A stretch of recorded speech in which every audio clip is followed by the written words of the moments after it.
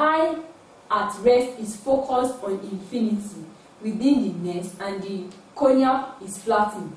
To give a clear image of both near and distant objects on the retina, the focal length of the lens is altered in the following processes.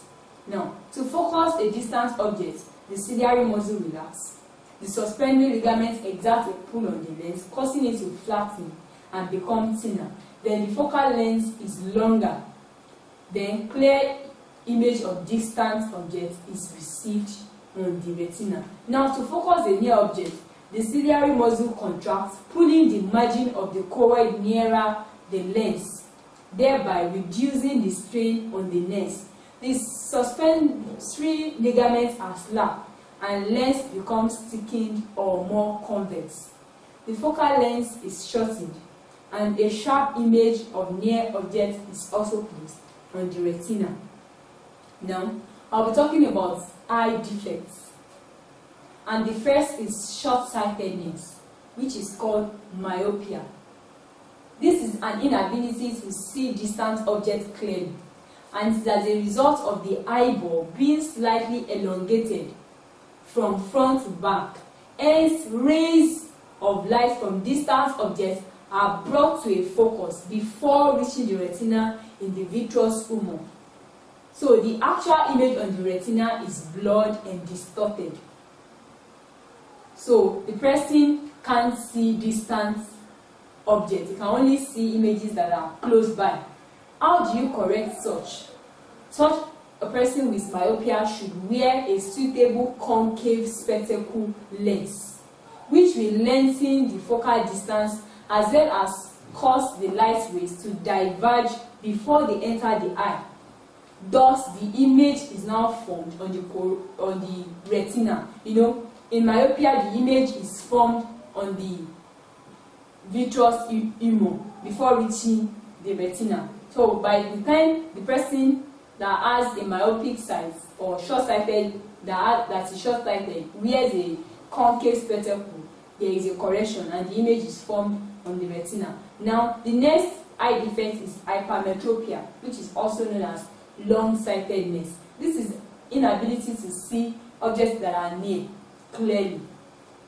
It's as a result of the eyeball being shorter than normal, or the lens and ciliary muscle losing their elasticity with age. So long-sighted eyes can only focus on images of distant objects clearly. So they can only see objects that are far. Light rays from near objects are brought to focus behind the retina. Short-sightedness is before the retina in the vitreous humor, but in long-sightedness, it is behind the retina. So how do you correct that? You wear a suitable convex spectacles, which will shorten the focal distance as well as to cause the light rays to converge before entering the eye. So it is not formed behind the retina, but now on the retina. Now, the next eye defect is astigmatism. In this case, the cornea or the lens of the eye have surfaces that are not evenly curved, causing light rays to focus evenly on the retina. So this results in a blurred or distorted vision. How do you correct astigmatism? You wear cylindrical lenses. Now, the next eye defect is presbyopia. Presbyopia is a loss of accommodation power due to age. I say accommodation as the ability of the eye to focus properly on both distant and near objects. So when the eye has lost this power due to aging, is called presbyopia, and the lens of the eye becomes less elastic, and near objects becomes difficult to bring to focus. And the only way to correct this defect is to wear a convex or a bifocal lens. How do you care for your eyes? First, do not read in direct sunlight or dim light conditions, which strains your eye muscle, leading to headache. So don't strain your eye to read. Then do not directly observe eclipse of the sun. It will affect your eye. Then do not rub your eyes with dirty fingers or unclean handkerchief. You can infect the eye by doing so. Then you should use antibiotic drugs that should be prescribed by your doctors if there is any eye infection. For instance, you use chloramphenicol, then you should have a thorough eye examination by an ophthalmologist in case of any infection or persistent headache. Then the last care that I'll be talking about for your eye is that do not watch welding operations without dark glasses. You know, the welders, when they are welding metals, they wear glasses so that the rays of light coming from the welding operation does not affect their eyes. So you too, you should not stay around them without wearing dark glasses. It's either you just move away or you wear the dark glasses. Ecology of population, and first under that we'll be looking at ecological succession. Succession is a progressive series of changes that is undergone by vegetation or animal life of an area from the initial colonization to the time when the community reaches its climax, that is its highest development. Like you say, my successor, like somebody that is ahead of you, something like that. So, but now we are talking about succession in relation to ecology. So the progressive series of changes, like you, maybe let's say in a particular school, for instance, the senior boy, the person that came ahead of him is the successor. So succession is something like that, so that there is a progressive, you know, the head boy is changed every year, every session, we have another head boy. So you say my successors, that is the people that have gone ahead of me. But succession in terms of ecology is the progressive changes that is undergone by vegetation, that's plant life, and the animal life in an area from the initial colonization to the time that the community has reached its climax, that is, has reached its highest development. Climax is then the final and stable stage which the succession attains in the series of changes. In relation to the head boy example that I've been making, let's say a school reaches about 150 years and after that maybe something happened and they decided to close up the school. The climax of the succession of the head boy will be the last head boy. So the highest stage or the stable stage in which succession reaches the climax in the series of changes called the climax. So, and succession can either be primary or secondary.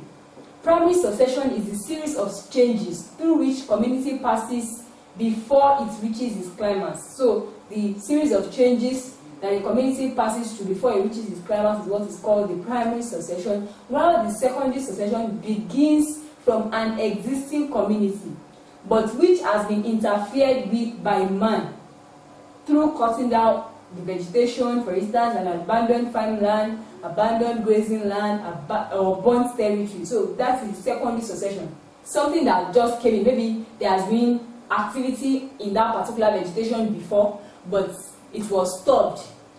Now, when it begins again, like there is a resuscitation or a starting all over in that particular area, it is called secondary succession. Now, I want to give example of the primary and secondary succession. And first, I'm talking about the primary succession, and I'll be using the mangrove forest as an example. So, the mangrove forest, an example of primary succession. The bank of bare mud of the history are saturated with water of high salinity, and they are subjected to flooding twice daily.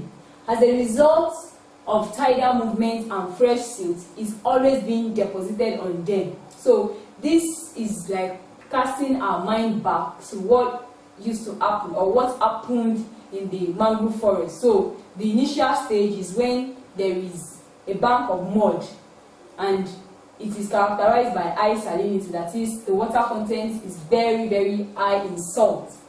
Now, they are subjected to flooding twice daily, and as a result of tidal movement, that is, the waves of the water because of the flooding, there is fresh silt, that is, fresh sand being deposited on them. The seedling of the red mangrove, after germinating on the parent tree, floats in the sea, and on landing on the fresh mud begins to grow as the first settlers. So we are talking like about something that is happening, like incident that is happening in a place from the beginning. Like a fresh land, nothing has been happening there before. So we are talking about what happened, the primary succession that occurred there. So when a red mangrove that is on the ceiling of a red mangrove on its parent tree, after a while floats on the sea, then it lands on the bare mud or the fresh mud that has been talked about in the first paragraph. Then it begins to grow as the first settler, being the first that is starting on that land, the first vegetation or kind of activity that will happen on that land, aside the flooding that is occurring twice daily. Then the young plants of the red mangrove send out its prop roots to anchor themselves firmly into the mud. Then the white mangrove succeeds the red mangrove in that area, in that same land. The white mangrove succeeds the red mangrove and grows on higher ground than the red mangrove, with undergrowth or succulents are growing among its breathing roots. So the white mangrove comes to take over from the red mangrove, but now in a better state. This one now having succulents undergrowth up.